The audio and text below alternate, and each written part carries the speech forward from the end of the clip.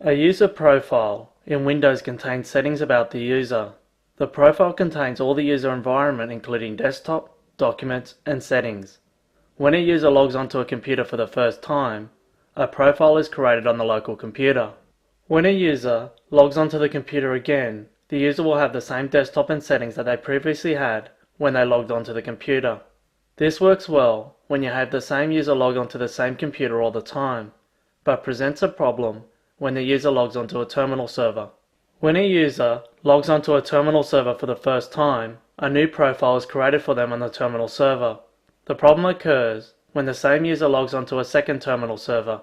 Again, the user has a new profile created for them. When you have a farm of terminal servers, this can cause a great deal of confusion to your end users. One day, they connect up to one server, set up their printers, the desktop the way they want it, and the next day, they log onto a different server and their settings appear to have been lost. To get around this problem, you can set up a roaming profile. The roaming profile is stored on a server and downloaded to the terminal server when the user logs in.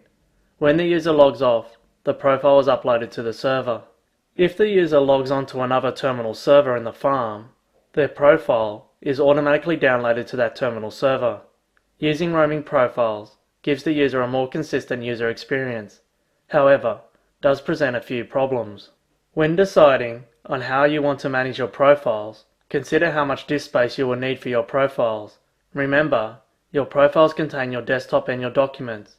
Users who save large files on their desktops or in their documents folder can soon find that they have a very large profile.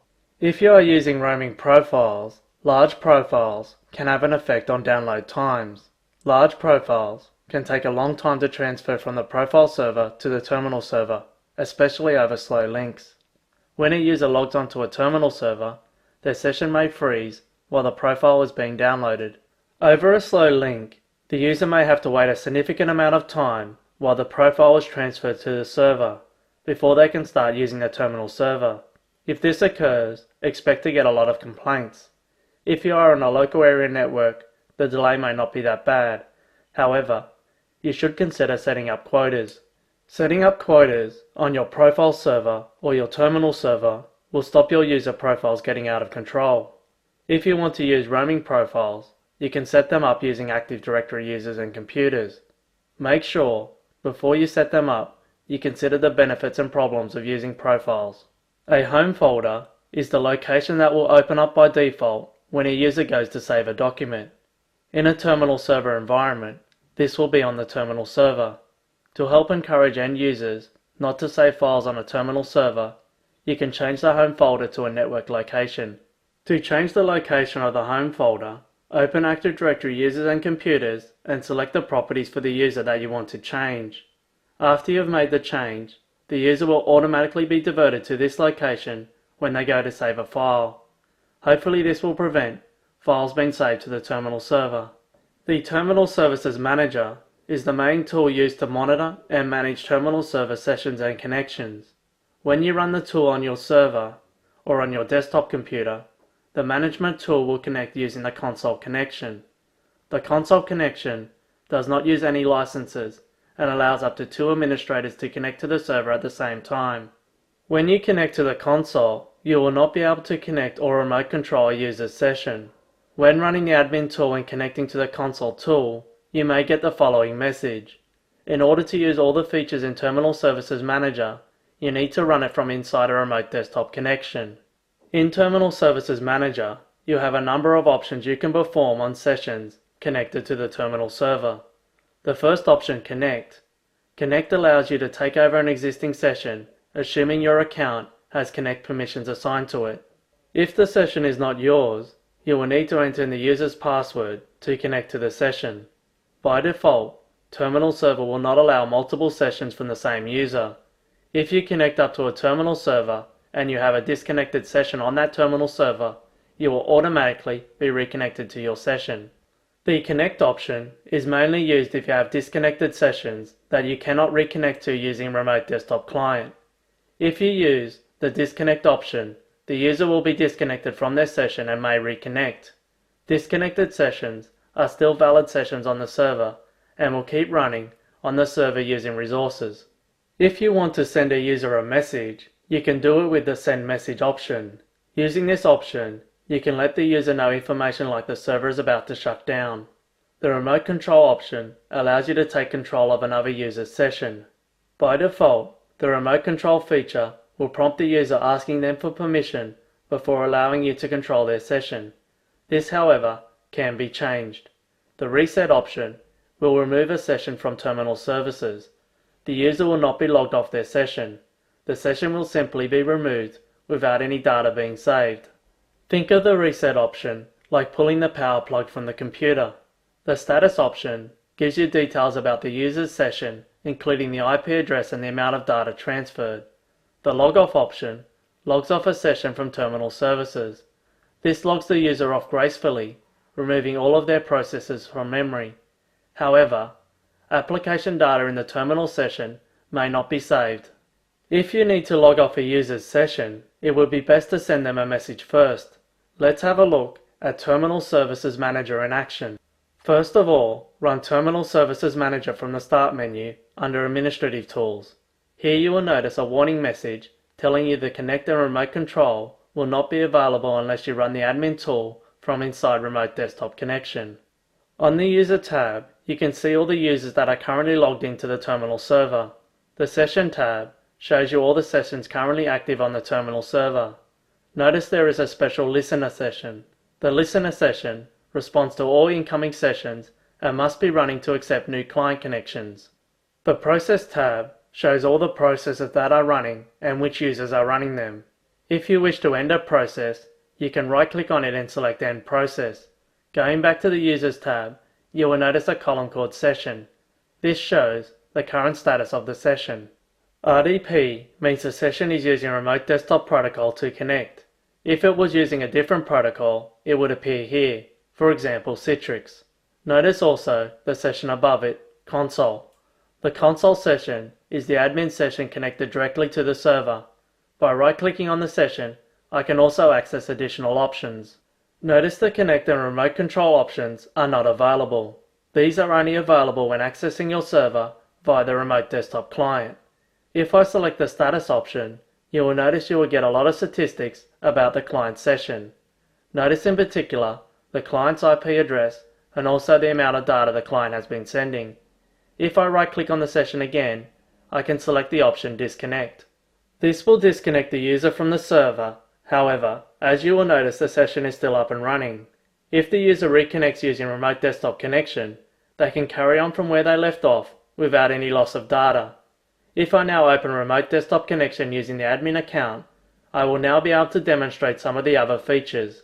Microsoft don't allow you to open a Remote Desktop Connection to the current server using the account currently logged in. Since I am logged in as administrator, I will use the account admin, which is another administrator account that I created. Once logged in, I can run the admin tool. Notice this time, I did not get the warning coming up because I am inside a Remote Desktop Connection. If I right-click on the session I previously disconnected, you will notice I now have the option to connect, which was not available before.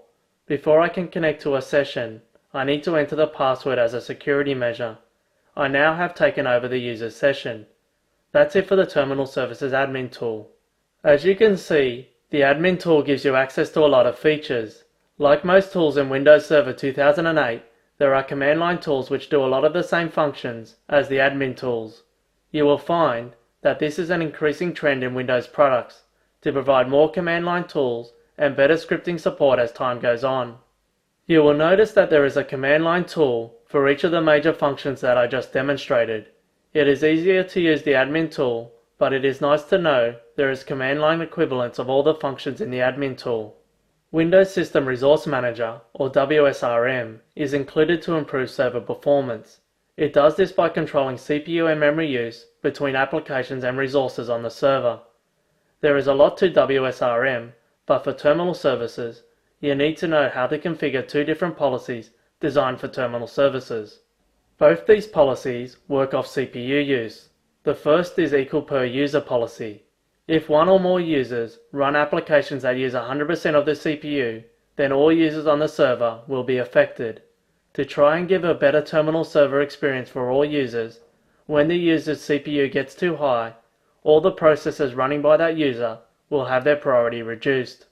The lower process priority has the effect of reducing the amount of CPU available to users.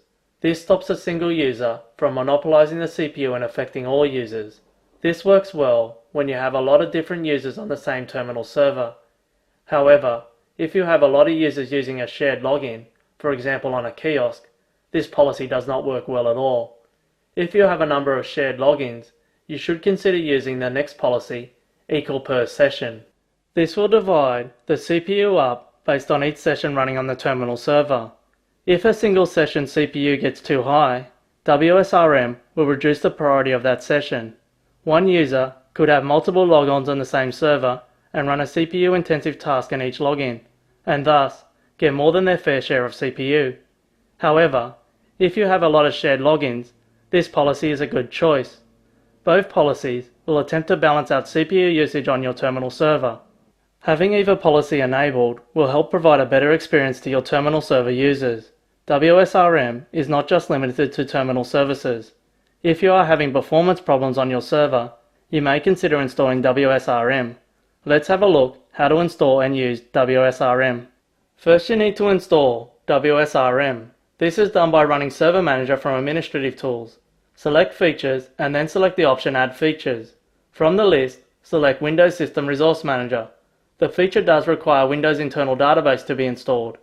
If Windows Internal Database is not installed, the Feature Install wizard will prompt you to add it. Once you have installed the feature, you need to configure it to use one of the two terminal services policies. To do this, run WSR admin tool found in Administrative Tools. In this case, WSRM is running on the local server, so I will select Connect to this computer. Select Resource Allocation Policies from the right-hand side. This will show the currently available policies on this server. To change the current policy to equal per user, select the policy and then select the option Set as Managed Policy. This will disable the calendar. Using the calendar allows you to allocate CPU to certain processes at certain times. For example, at night time, you could allocate more CPU to the backup job. You will notice that equal per user policy is now the managed policy. This is funny terminology by Microsoft. In simple terms, it means this is the active policy. All other policies and the calendar option become inactive when you select the policy to be the managed policy. You will also notice the other terminal server policy, equal per session. If I make this policy the managed policy, all other policies become inactive. Only one policy can be active at once. Depending on your terminal server needs will determine which policy you want to use. Once you have set up your terminal services, make sure that you spend some time monitoring your server and fixing any potential problems. Otherwise, you may get a lot of complaints from your users.